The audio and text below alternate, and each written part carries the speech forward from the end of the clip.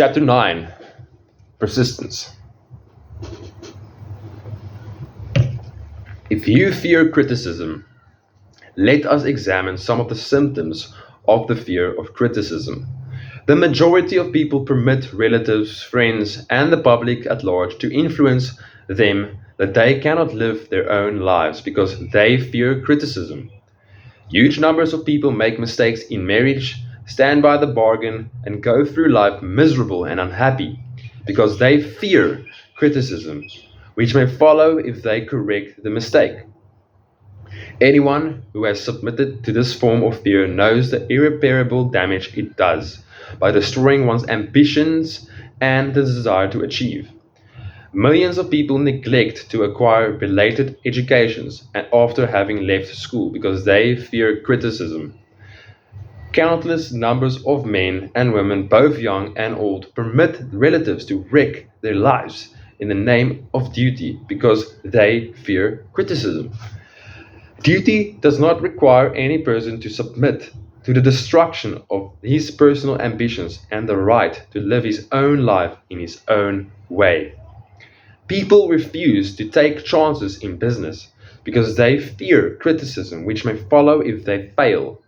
The fear of criticism in such cases is stronger than the desire for success. Too many people refuse to set high goals for themselves or even neglect selecting a career because they fear the criticism of relatives and friends who may say, "Don't aim so high, people will think you are crazy."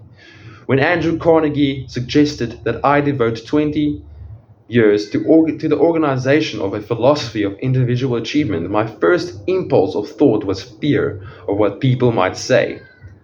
The suggestion set up a goal for me, far out of proportion to any I had ever conceived. As quick as a flash, my mind began to create alibis and excuses, all of them traceable to the inherent fear of criticism. Something inside of me said, "You can't do it. The job is too big and requires too much time. What will your relatives think of you? How will you earn a living? No one has ever organized a philosophy of success. What right have you to believe you can do it? Who are you, anyway, to aim so high? Remember your humble birth. What do you know about philosophy? People will think you are crazy," and they did. Why hasn't some other person done this before now? These and many other questions flashed into my mind and demanded attention. It seemed as if the whole world had suddenly turned its attention to me with the purpose of ridiculing me into giving up all desire to carry out Mr. Carnegie's suggestion. I had a fine opportunity, then and there, to kill off ambition before it gained control of me.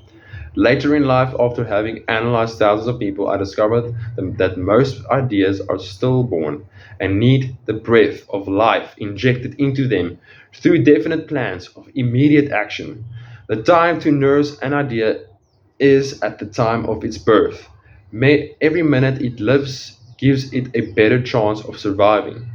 Every minute it lives, it gives it a better chance of surviving. The fear of criticism is at the bottom of the destruction of most ideas, which never reach the planning and action stages.